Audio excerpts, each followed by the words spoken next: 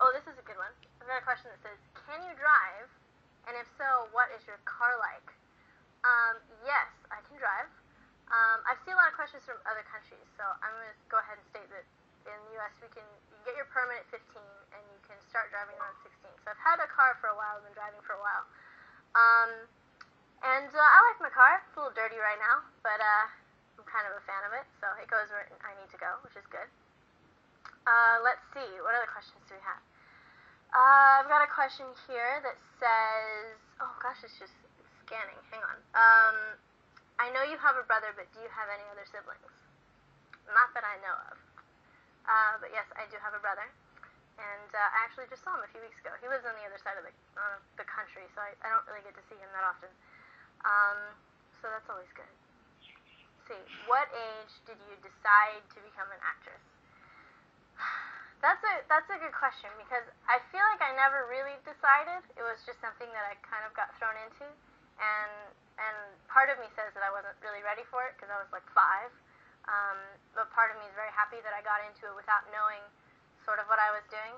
I started just doing commercials, and I started acting and did a pilot for a show here and guest spot here, and then I started doing a little bit bigger roles in movies. And a few years ago, I think actually 6 years ago, we started on Hannah Montana, and that took up a lot of my life. And I've never really kept track of what's going on. I kind of just live for the moment, and I think that's why I like it so much. You don't really think about it. You just you live week by week, which is good, which is what I like about this job, because it's always surprising. Let's see. These are all really good questions. Wow, these are good. Let's see. Emily, who do you look up to the most? That's a hard one to say. I could easily say my parents and my brother, which of course I do. But I think right now, considering the Oscars are tomorrow, I was reading some article the other day about Natalie Portman, and I think just her very long and illustrious career, and how she went to Harvard and where she studied, and you know, kind of the way her career has gone. And I really do look up to her. I think she's very much an inspiration, and she's kind of a chameleon when it comes to the things that she does and the work that she does. I've always been a big fan of her, so I think at this moment in time I'm definitely looking up to her. Let's see, let's find a fun one. Let's see. What do you want to be when you grow up? Well, when I was little I wanted to be a marine biologist, but that didn't really work out. You never know. It's never too late. How did you get the idea for your new music video? I like that question.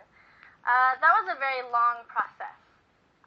Coming up with the idea for the music video was difficult, because it was the first music video that was going to be released for the record. I had done a previous music video for Let's Be Friends, which was released, but that was just for the UK and for out of the country, not so much for the US. But for the US release of the first single was Lovesick, and I wanted it to kind of slap you in the face a little bit.